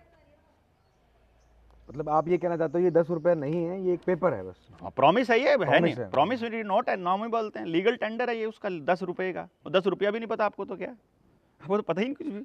आपके तो बच्चे मोबाइल में डिजिट ट्रांसफर करते हैं, उसको 10 रुपया बोलते हैं। जो स्टैंडर्ड करेंसी है वो तो गोल्ड को माना जाता है, खाने को माना जाता तो है कहाँ वो? होगी तो देगी ना सरकार, मांग के तो देखो ना, एक बार मांग के देख लो बस खाली। इन आधारों पर जब हम बात करते हैं तो हमें ये लगता है कि हम आगे की बजाय पीछे जा रहे हैं। मैं कब कह रहा हूं आपको पीछे कहां जा रहे हैं? आपके 10 रुपए मांगने में भी आपको यार जानकारी होना भी कोई पाप है? पीछे जाना होता है क्या जानकारी लेना? आप कह रहे हो फोन बंद कर दो, टीवी बंद कर दो। मैं कब कह रहा हूं टीवी बंद कर दो और फोन बंद कर दो? मैंने फोन बंद करने को बोला है क्या? मैंने बोला फोन का इस्तेमाल होना बंद कर दो, फोन को इस्तेमाल करना चालू करो। इस लाइन में बड़ा फर्क है, बंद करने में और इस्तेमाल करने में। खबरों का एनालिसिस करना सीखो। अखबार के अंदर जो लिखा होता है वो कितना बड़ा प्रोपेगेंडा होता है। मेरा नीडर इंडिया चैनल है, उसके ऊपर जाकर के अखबारों का पोस्टमार्टम करना सिखाया जाता है हमारी ट्रेनिंग में, जनता सरकार मोर्चा की, कि अखबार की हेडलाइन में जो लिखा हुआ है उसका मतलब ये है कि आने वाले 10 दिनों के अंदर इतने आदमी मरने वाले हैं। पहले से प्लानिंग होती है, ये गेम प्लान होता है कि ये लोग, ये खबर आई है तो इसका मतलब क्या है। मास्टरमाइंड कौन है डॉक्टर साहब इसका, ये जो सब कुछ प्लान करता है? इजराइल। अगर आपने एक लाइन में पूछा तो बताया है, इजराइल चलता है, शेयर मार्केट के थ्रू चलता है। शेयर मार्केट लंदन, अमेरिका के थ्रू, न्यूयॉर्क के वॉल स्ट्रीट से चलती है। उसका कंट्रोल लंदन के हाथ में है और लंदन का कंट्रोल इजराइल के हाथ में है। जो अंग्रेज़ भारत में आए थे इजराइल के इशारे पर ही आए थे। आज भी आपके इंडो इजराइल प्रोजेक्ट चल रहे हैं। ये जो जोहड़ बन रहा है, अगर इसकी ग्रांट सरकार देगी तो इंडो इजराइल प्रोजेक्ट के तहत देगी। इजराइल की टेक्नोलॉजी लगेगी, इजराइल के पास गिरवी रखा जाएगा। जितने जोहड़ आपके गांव में निर्मल सरोवर योजना के नाम पर लागू किए गए हैं, वो सारे के सारे प्रोजेक्ट इजराइल की टेक्नोलॉजी से हैं, तो इजराइल की ज़मीन पर हो, क्योंकि उनका कर्जा, उसका जो लोन है वो इजराइल देता है। आपकी खानदानी ज़मीन पर भी मकान बनाने के लिए लोन लोगे तो खानदानी ज़मीन गिरवी रखनी पड़ेगी बैंक के पास। नहीं रखनी पड़ेगी तो बताओ, रखनी पड़ेगी ना जी। अगर आपकी गिरवी रखनी पे, वो तो वो तो बैंक की नहीं है, बैंक कैसे गिरवी रख सकता है? यानी अगर गांव की ज़मीन पर स्कूल बनाने के लिए, अस्पताल बनाने के लिए, मंडी खोलने के लिए, या आपकी वेजिटेबल का रिसर्च करने के लिए, या डंगरों का रिसर्च करने के लिए, या डेयरी रिसर्च खोलने के लिए, या पशुपालन के लिए, किसी भी रिसर्च के लिए अगर कोई प्रोजेक्ट लगेगा और उसका लोन अगर वर्ल्ड बैंक से आएगा तो वो इंडो इजराइल प्रोजेक्ट के तहत होगा, तो इजराइल के पास गिरवी रखा जाएगा ना। जो लोन देगा उसी के पास तो गिरवी रखोगे। तो आपकी यहां पर ये सब्जियों के ऊपर रिसर्च चल रही है, हाइब्रिड बीज बनाने के ऊपर रिसर्च चल रही है, आपकी हिसार एग्रीकल्चर यूनिवर्सिटी में रिसर्च चल रही है, आपकी एनआरआई में रिसर्च चल रही है, सारी इजराइल के प्रोजेक्ट के तहत चल रही है। टोटल देश को इजराइल के ऊपर गिरवी रखा हुआ है इन लोगों ने। और फिर नरेंद्र मोदी तो चिल्ला चिल्ला के कहते हैं इजराइल हमारा दोस्त, इजराइल हम, इजराइल ये, इजराइल वो, इजराइल की गीत गाता गाता थकता नहीं है नरेंद्र मोदी। तो जब देश का विदेश मंत्री फिलिस्तीन के साथ था उस टाइम पर नरेंद्र मोदी इजराइल के साथ था, बीजेपी का सारा तंत्र, सारा IT सेल इजराइल के साथ था। आप युद्ध रोकने के लिए आपने सोल्यूशन बताया कि खबरों का पोस्टमार्टम करना सीखो, और एक दो चीज़ें और आपने और बताई। जब इंसान ये सब करने लग जाएगा तो रोज़मर्रा की जो उसकी भागदौड़ की ज़िंदगी है, कि खाना है, कमाना है, घर चलाना है, वो कब करेगा डॉक्टर साहब? कब करेगा? करने के लिए कितने पैसे, मैं भी तो, मेरा भी तो घर चलता होगा। आपकी परिस्थितियां अलग होंगी, हर एक इंसान की परिस्थितियां अलग होती हैं। तो बैठ करके रिसर्च कर लेते हैं मिल करके, आओ बैठ के करते हैं गांव के अंदर। कि रिसर्च करने के लिए हम 5 बच्चों को ट्रेंड कर देंगे, वो गाँव को रिसर्च करके देंगे, उसके बदले में गाँव उनकी रोटी का इंतजाम कर दे, हो जाएगा ना। गांव के ही बच्चों को ट्रेंड कर देंगे कि गांव के ही स्कूल के अंदर गांव के ही बच्चों को पढ़ा देंगे। मैंने रिसर्च की थी, यहाँ मेरे पास में गांव है, उसमें 4500 की जनसंख्या का गांव है, 4500 वोट का गांव है। मेरा गांव 4200 की वोट का गांव है, तो मेरे गांव का रिसर्च लगभग वही है। और आज के टाइम पर ये जो साथी आप देख रहे हो, जो दूसरे साथी आने वाले हैं, वो पूरे गाँव में गए हुए हैं। अभी थोड़ी देर में यहाँ हमारी मीटिंग है, यहाँ पर वो पूरे गाँव में गए हैं, एक एक घर में जाकर बात कर रहे हैं, पूछ रहे हैं तुम्हारा कितना खर्चा होता है। एवरेज खर्चा बता रहा हूं मैं आपको, महीने का लगभग 50 लाख रुपया 5 या 6 प्राइवेट स्कूलों के मालिकों के पास जा रहा है गांव का। और ये हर गांव की बात हो रही है, कैलकुलेट करके देखो, साल का 6 करोड़ मेरे एक गांव का बनता है। और हरियाणा में 7000 गांव है, 6913 गांव है, ठीक है। मैं 7000 इसलिए बोल रहा कि शहर के आसपास के जो गांव म्यूनसिपल कमेटी के अंदर ले लिए, वो भी मैं उनको भी, वो शहर में हो गए हैं, अब वो गांव नहीं रहे, असल में वो गांव ही है, आज भी व्यवस्था गांव की चल रही है। तो 7000 गांव मल्टीप्लाई बाई 6 करोड़, मल्टीप्लाई करो, कितने हजार करोड़ रुपया सिर्फ और सिर्फ पढ़ाई के नाम पर प्राइवेट स्कूल के मालिकों को दे रहे हैं। और उसके बदले में आपको कैसा बच्चा मिल रहा है, जो सुबह स्कूल में जाने से मात्र आधा घंटा पहले उठता है, उसकी बस आती है, वो बस उसको 5-6 गांव में चक्कर काट के 1.5 घंटे बाद स्कूल पहुंचाती है, और शाम को भी 1-1.5 घंटे चक्कर कटवा के गांव में छोड़ती है। दिन का 3 घंटा वो ट्रैवल करने में व्यतीत करता है। ना उसका पेट ठीक है, क्योंकि उठते ही जो है कोई क्या कि कुछ है नहीं, उठते ही नहा के चल पड़ा, तो कब्ज़ रहती है 24 घंटे। वहाँ जाकर कैंटीन का खाना खाता है, उस कैंटीन में ऑयल कौन सा इस्तेमाल हो रहा है, या कॉटन सीड ऑयल हो रहा है जो नपुंसक बनाता है, या ब्रांड राइस ब्रांड यूज़ हो रहा है, या फिर पाम ऑयल यूज़ हो रहा है जो कि कैंसर करता है या फिर हाजमा नहीं करता, या सारा का सारा तेल खराब हो रहा है, या पैकेट वाला खाना खा रहा है जो प्योर कैंसरस है। पढ़ाई कौन सी पढ़ रहा है, सुबह से लेके एक जगह बैठा हुआ है, स्कूल के पास खेलने की जगह नहीं है, एसी रूम है, एसी में जो बच्चा रहेगा जिसको पसीना नहीं लेगा उसके तो पोर्स बंद हो जाएंगे, पोर्स बंद हो जाएंगे तो हार्मोन्स सारा गड़बड़ाएगा। और बड़ा होने के बाद लड़कियों के हार्मोन्स गड़बड़ाने का हालत ये है कि 11-11 साल में पीरियड्स आने शुरू हो चुके हैं। लड़कों का ये हाल है कि 10-10 साल के बच्चे सेक्सुअल एक्टिविटीज़ में पार्टिसिपेट करने लग गए हैं। ये उसकी वजह से है, ये उन स्कूलों में भेजने की वजह से। उसके बाद आपका बच्चा घर आएगा, घर आने के बाद या तो ट्यूशन, वो 2-3 घंटे का सफ़र पूरा करके 2 बजे छुट्टी होगी, 5 बजे घर आएगा, 5 बजे आने के बाद या तो वो ट्यूशन जाएगा, या मोबाइल पे लगेगा, या टीवी पे लगेगा। खेलने के लिए कोई जगह नहीं, सोशलाइजेशन के लिए कोई जगह नहीं, गांव से बात करने के लिए कोई जगह नहीं, समस्याओं पर चर्चा करने के लिए कोई जगह नहीं, फैमिली से बात करने की कोई अक्ल नहीं, उसको कुछ नहीं पता। यानी कि एक पूरा एजुकेशन सिस्टम हज़ारों लाखों करोड़ रुपया वेस्ट करने के बाद कबाड़ पैदा कर रहा है, नागरिक पैदा ही नहीं कर रहा। तो इसका सोल्यूशन बताने के लिए मुझे क्या बताना, इतनी सारी बात बता दी, अब आपको सोल्यूशन नहीं पता। गांव के अंदर बेरोजगारों की फौज है, ट्रेनिंग हम दे देंगे, हमारे पास टेक्नोलॉजी है। 3 साल की उम्र से लेकर मैं किसी भी बच्चे को ये बता सकता हूँ, इस बच्चे के पास परमात्मा ने ये दिमाग दिया है, परमात्मा ने ये हुनर दिया है, इसको उस हुनर के लिए तैयार कर लो। तो क्या हम गाँव के 20-50 बच्चों को तैयार करके गाँव के अंदर उनकी पढ़ाई का इंतजाम नहीं कर सकते? बहुत आसानी से हो सकता है। गांव का पैसा गांव में रहेगा, गांव के बच्चों के पास रहेगा, और बच्चे के पास कम से कम 3 घंटे ट्रैवल वाले तो बचेंगे फिजिकल एक्टिविटी करने के लिए। 3 घंटे कूदने का समय मिल गया, सोशलाइजेशन भी हो जाएगी, यारी दोस्ती बनाना भी सीखेगा, यारी दोस्ती हो गई तो एक दूसरे के लिए लड़ना भी सीख जाएंगे, कॉमन सेंस आना अपने आप चालू हो जाएगा, बच्चा दौड़ना चालू करेगा, पसीना आएगा, खेलेगा, डिसीजन मेकिंग सब आ जाएगी। अदरवाइज डरे हुए नागरिक पैदा होंगे। आपका बच्चा क्या, देखो ना आप, जिन बच्चों ने प्राइवेट स्कूलों में पढ़ाई करी है, आज के टाइम पर वो कोचिंग कर रहे हैं, कोचिंग करने के नाम पर अपने बाप की गाड़ी कमाई को शहरों में जाके लूट रहे हैं। अगर लड़कियां हैं तो गुड़गांव में जा करके देख लो लड़कियां क्या कर रही हैं। कनाडा में जो लड़कियां गई हैं, कहने को तो वो हमारी लड़की कनाडा में रहती है, वहाँ से तो खबर आई थी ना कि यहाँ लड़कियाँ देह व्यापार में शामिल हो रखी हैं, वो अपना खर्चा चलाने के लिए करती हैं। गुड़गांव में भी यही कर रही हैं वो लड़कियाँ, जा करके देखो। यूनिवर्सिटीज़ में जो अकेली रहती हैं, जो पीजी में रहती है, जिनके आईफोन के खर्चे कहाँ से निकल रहे हैं, उनके सब देह व्यापार में शामिल हो गए हैं। वो बच्चियों को बर्बाद करने के लिए कानून बन रहे हैं। तो आप अपने गांव की व्यवस्था खुद नहीं समझ, क्या करोगे उस रोजमर्रा की जिंदगी है जिसमें आपके बच्चों के लिए कुछ भविष्य ही नहीं है। भाई मेरे को तो ये समझ में नहीं आ रहा, रोजमर्रा की जिंदगी किसके लिए कर जी रहे हो, वो रुपया किसके लिए कमा रहे हो, कंपनियों का लोन उतारने के लिए? बच्चे तो आपके कुछ कुदर और ही जा रहे हैं, उस पर तो आप बात ही नहीं करते हो, उस पर तो चर्चा ही नहीं करते हो, चर्चा गायब कर दी। बताओ, सारे टीवी ने, सारे चैनलों ने, सारे इंटरनेट ने आपके बच्चों को परोस रहे हैं, इंटरनेट के ऊपर क्या क्या कबाड़ परोस रहे हैं, पॉर्न साइट्स चल रही हैं, आपके बच्चों के मोबाइल में चल रही हैं। आठवीं क्लास के बच्चे को एक्सेस है उन पोर्न साइट्स का, क्योंकि पूरे एंड्रॉयड सिस्टम को पता है कि 8 साल का बच्चा वहाँ, आपका फ्रंट कैमरा 24 घंटे काम करता रहता है, देखता रहता है कौन सा बच्चा इस पे काम कर रहा है, उसी टाइम पॉपअप हो जाती है उसके पास, सब देख रहा है वो। आपने तो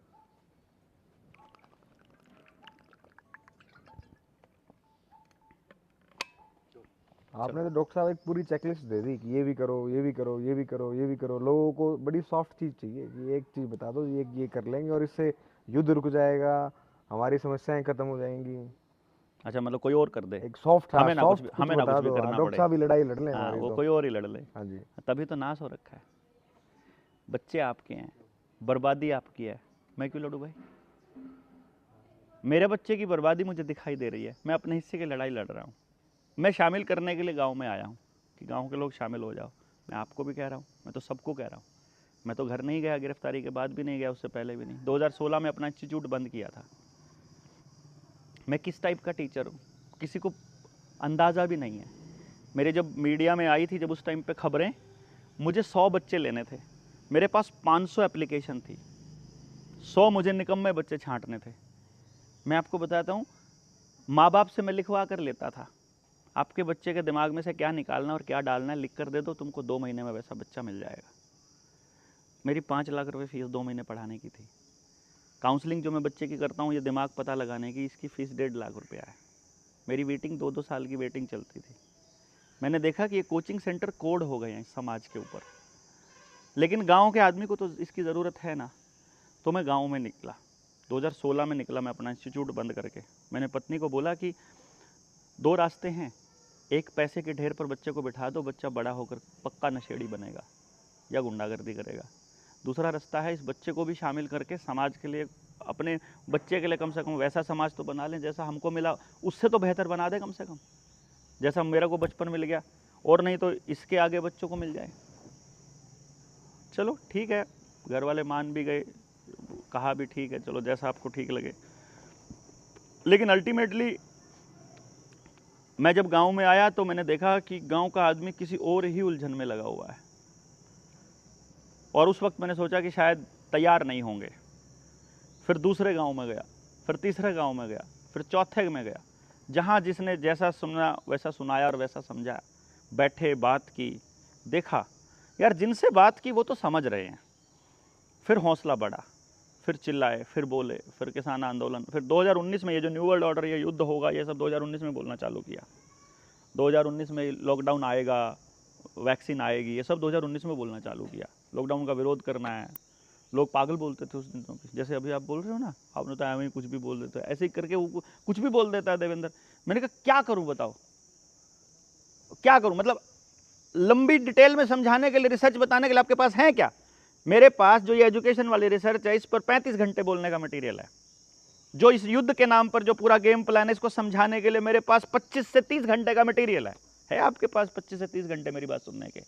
किसी के पास वीडियो तो 30 सेकंड की तो रील देखते हैं यार, वो कहाँ से समझा देंगे उतना जल्दी? इसीलिए एक लाइन में बोलना चालू किया, लॉकडाउन आएगा, वैक्सीन आएगी, ऐसा कर लेना, वो कर लेना, जैसा कर लेना, जो समझ में आएगा वैसा बोलना पड़ रहा है ना भाई, क्या करें? जिसको जैसा इसको भी एक लाइन में समझा दो, क्यों हो रहा है युद्ध और कैसे बचाव करें? कंट्रोल करना है। और एक बचाव करने का तरीका अपना सिस्टम बना लो, अपना बीज, अपना पानी, अपनी रोटी, अपना जंगल, अपना डंगर, जल, जंगल, जमीन और जानवर का फैसला खुद करना शुरू कर दो। शिक्षा, स्वास्थ्य, न्याय, राजनीति, खेती और धर्म में से पूंजीवाद को खत्म कर दो। ये 2 लाइन में सोल्यूशन है। कैसे होगा उसके लिए चर्चा कर लो, उसके लिए जितना मर्जी लंबा चलो। शिक्षा से पैसा खत्म करना है, क्योंकि फिर मजबूरी में आपको अपना बच्चा कहीं कहीं पढ़ाना पड़ेगा। शिक्षा पैसे पर आधारित नहीं होगी। मेरे गांव के सरकारी स्कूल में, आपके गांव के प्राइवेट स्कूल में और दिल्ली के टॉप क्लास स्कूल में बराबर पढ़ाई होगी। अब आपको शौक में दिल्ली पढ़ाना है तो 100 बार पढ़ाओ, मजबूरी में ना जाना पड़े गांव छोड़कर। मैं ये कह रहा हूं। आपसे कैसे जुड़े, आप कैसे सिखा सकते हो? मैं तो ट्रेनिंग करता हूं। अभी 20, 21, 22 को ट्रेनिंग मेरे गांव में होनी है। जिसको लेवल 1 की ट्रेनिंग लेनी है, लेवल 1 की ट्रेनिंग में 3 दिन लगते हैं पूरे षड्यंत्र की भूमिका बनाने में। आप सोचो, जो ये आपके साथ षड्यंत्र किया गया है, जो गेम प्लान आपके साथ खेला गया है, इस पूरे षड्यंत्र को समझाने में और उसकी भूमिका बनाने में 3 दिन लगते हैं। फिर जब 3 दिन में, जिनके पास 3 दिन का समय नहीं है, वो हमसे जुड़ ही नहीं सकते। मैं आपको सही बता रहा हूं, क्योंकि जिसको समस्या ही नहीं पता यार, वो समाधान कैसे करेगा बताओ आप? अभी ये लोग जो बैठे हुए हैं ये इतने सब्र के साथ दूसरे गांव में आकर के बात कर रहे हैं। ये राजस्थान से हैं, कोई मध्य प्रदेश से आया हुआ है, कोई गुजरात से आया है, कोई पंजाब से आया है। वो आकर के अपने गांव ये सीख रहे हैं कि गांव में जाकर लोगों से बात करें तो क्या करना है, कैसे कैसे बात करनी है और किस तरह के लोग मिलेंगे। सीख लिया 3 दिन बेसिक है वो समझना कि भाई बोलो अब इससे आगे चलना है कि नहीं चलना है। जिसके पास समय नहीं है वो हमसे नहीं जुड़ सकता। 3 दिन लगाओ, 3 दिन के बाद देखो हम झूठ बोल रहे हैं कि सच बोल रहे हैं। एनालाइज करो, तुमको लगे सही बोल रहे हैं और तुमको लगे कि इसको बचाने के लिए तुमको खुद आना पड़ेगा तो फिर 7 दिन की ट्रेनिंग होगी। ये लड़ना कैसे है। डिटेल्स कहाँ से मिलेंगी सारी? ऑनलाइन जीएसएम सर्च करके? डिटेल मेरा नीडर इंडिया चैनल है, उस पर वीडियो डालता हूँ मैं खाली, मेरे पास और कोई रास्ता नहीं है। हमारे पास वॉलंटियर नहीं है कि हम आप फ़ोन करें तो कॉल सेंटर खोल के बैठ जाएं। लोग रोज़ शाम को 8 बजे दारू पीने के बाद अब भाई साहब घोड़ा बांध गना उड़ा देंगे, नाश कर देंगे वो पेंडा छुटोर भाई बचाओ हमने। तो इसलिए क्या है कि कॉल सेंटर बना लेते हैं लोग, सबको सोल्यूशन फ़ोन पे चाहिए। इसलिए हमने इस चक्कर से पेंडा छुटा लिया। भाई जब वीडियो आए नीडर इंडिया चैनल के ऊपर तो उस ट्रेनिंग के लिए नंबर देंगे, उस नंबर पर मैसेज करके अपना जगह फिट कर लो कि हमारे इतने लोग हो गए, ट्रेनिंग में आ जाओ, समझ लो, समझ के साथ काम करने लगोगे, अपने आप जुड़ जाओगे। जो साथ काम नहीं करता हम तो उसका फ़ोन भी नहीं उठा पाते, मजबूरी है, क्योंकि साथ काम करने वालों का ही नहीं उठा पाते। अब मान लो आपसे बात कर रहे हैं, अब कोई फ़ोन कर रहा होगा, अपन तो वो नहीं उठा पाएंगे ना, लगा रहेगा फ़ोन। तो ऐसा ही करके मतलब ये बेसिक फंडा है।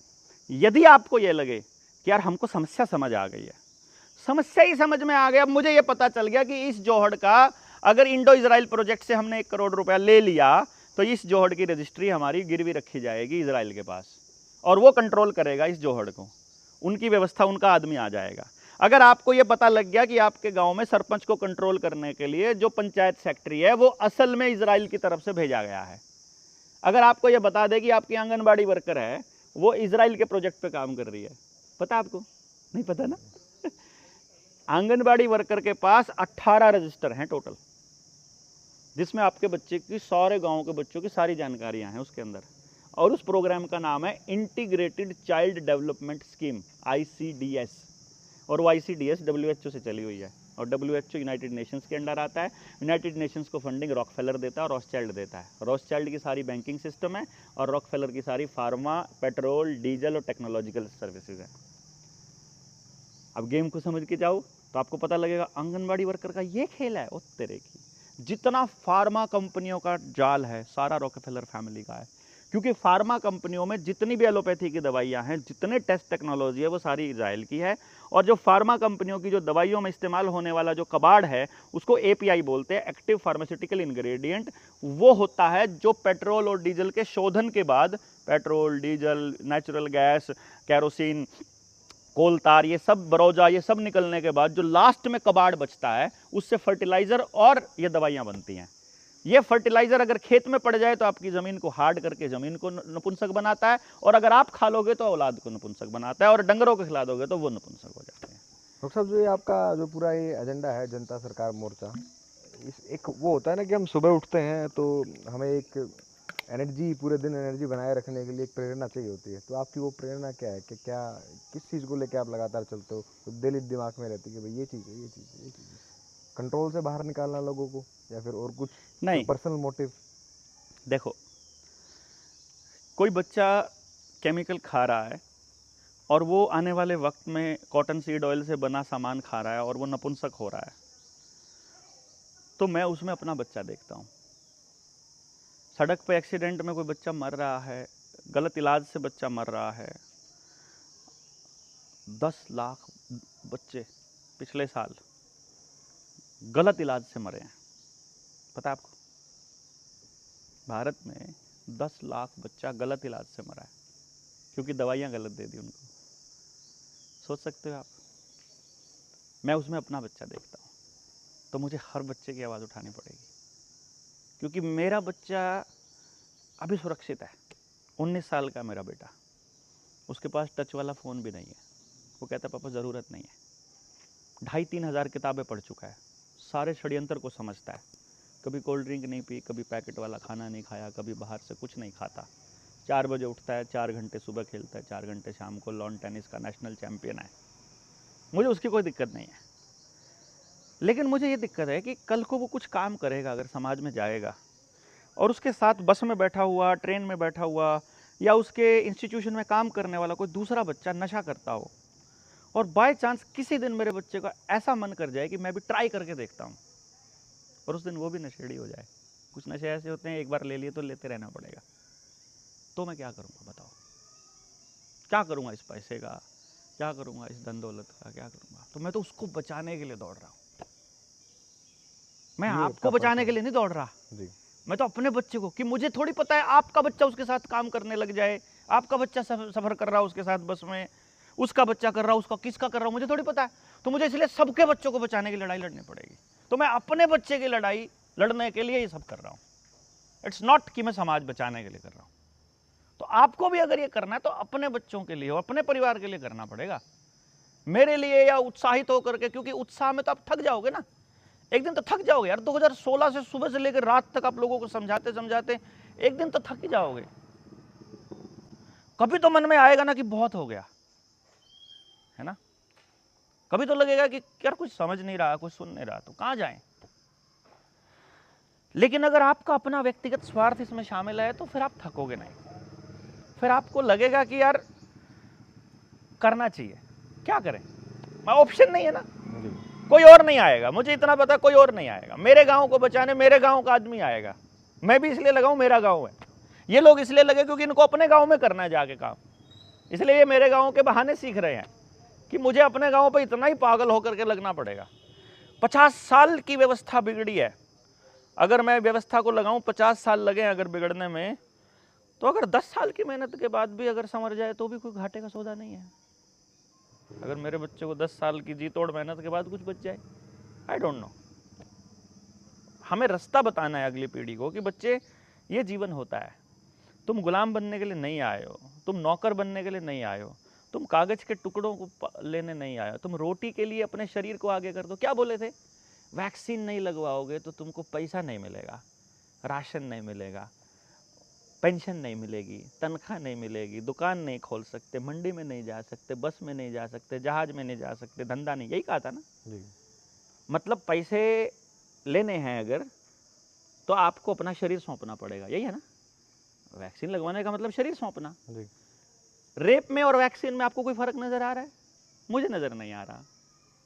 रेप में भी पेनिट्रेशन होता है जबरदस्ती और वैक्सीन में भी पेनिट्रेशन हुआ जबरदस्ती। वैश्या बनाया सबको, सबको वैश्या बना दिया। दुख का विषय नहीं है क्या? जबरदस्ती कैसे कर सकते हो यार तुम? हमको खुद कोड़ा होना है तुम्हारे आगे, हम हो जाएंगे यार, लेकिन तुम पैसे के लिए हमको कैसे गुलाम बना सकते हो? मैं ये कह रहा हूं। बड़ी स्ट्रॉन्ग और आई ओपनिंग चीज़ है डॉक्टर साहब। तो वो इसीलिए लगे। इफ यू नो, आप नहीं चुप बैठ सकते भाई। आप चुप बैठ सकते हो, गांव रोजमर्रा की जिंदगी में उलझा इसलिए रह सकता है क्योंकि उनको पता नहीं है। जिसको पता लग जाएगा नींद नहीं आएगी भाई। क्यों भौंकते हैं हम सुबह से लेकर रात तक, ये तब समझ में आएगा जब बात समझ में आ जाएगी, तब लगेगा भाई कम भौंक रहे हैं और बोलना चाहिए। क्या जिस तक बात पहुंचे पहुंच जाए। लोग बाग ये सोच करके काम करते हैं कि इससे हमको ये प्राप्त करना है। हम लोग ये सोच कर करते हैं ये नहीं किया तो सब गया, सब जा रहा है, बचा गया आपके पास। गांव के पास अपनी जमीन नहीं है यार, खेत में बोने के लिए किसान के पास अपना बीज नहीं है, बिजली ना आए तो एक हफ्ते में डीड आ जाएगी साबते काम का है। बिजली ना आओ और प्राइवेट कंपनियों को बिजली दे रहे हैं, बीज प्राइवेट कंपनियों को दे रहे हैं। आपके गांव की कोई व्यवस्था गांव के हाथ में नहीं है। पॉलिटिकल सिस्टम को इस तरीके से जगड़ लिया है, गांव के भाईचारे को ऐसे खत्म करने के लिए पूरा गेम चल रहा है कि कैसे गांव गांव से लड़े, गोत्र गोत्र से लड़े, जात जात से लड़े, धर्म धर्म से लड़े, पूरा प्लान करके योजना के तहत स्क्रिप्ट के हिसाब से चल रहा है। इट्स नॉट कि ये कोई अनायास हो गया हो। वो कहते हैं कोई किसी की सुनता नहीं है, अनायास नहीं है। उनको पता है कि इसके अंदर 56 मिलियन कलर्स इस्तेमाल होते हैं। कलर ब्लाइंडनेस का टेस्ट देखा हो अगर आपने, कलर ब्लाइंडनेस का टेस्ट अगर आप देखते हो अस्पताल में जाकर के, वहां देखना कलर के अंदर कलर छुपा हुआ होता है। आपको पता भी नहीं चलता कि आप उस शेप को देख रहे हो, इसके अंदर जो मैसेज छुपे हैं आपको पता भी नहीं है कि आप उनको देख रहे हो। आपका सबकॉन्शियस माइंड सब पढ़ के सब ग्रहण कर रहा होता है और आप वैसे बनते जा रहे हो जैसा ये बनाना चाहता है आपको। इसलिए कह रहा हूं इसका इस्तेमाल होना नहीं है, इसका करना है। आपने कभी मोबाइल का इस्तेमाल करते हुए कभी आप अपने यार दोस्तों को देखना, वो ये भी भूल जाते हैं कि ब्राइटनेस कम करनी है, तुम्हारी आंखें खराब हो रही हैं। वो ये पलक झपकना भूल जाते हैं बच्चे गेम खेलते खेलते, खाना भूल जाते हैं। It's all mind programming. हम उससे बाहर निकालने की, स्पेल से बाहर निकालने की कोशिश कर रहे हैं, जो कि हम यही कर सकते हैं। बहुत सराहनीय चीज़ है डॉक्टर साहब, और एक अलग नज़रिया, जाहिर सी बात है कि एक अलग नज़रिया मिलता है लोगों को इस चीज़ का, और हम बहुत शुक्रगुजार है कि हम आपसे बात कर पाए, चर्चा कर पाए इस Thank you. टॉपिक के बारे में। बहुत बहुत शुक्रिया डॉक्टर साहब, धन्यवाद, आपका बात करने के लिए बहुत बहुत धन्यवाद। इसमें ना एक्चुअली हमने स्टार्ट थोड़ा सा ये किया था, इसमें मिक्स सारी चीज़ हो गई है। नहीं, मैं ये चाह रहा था डॉक्टर साहब से ना एजुकेशन पे अलग बात करें, हेल्थ पे अलग बात करें,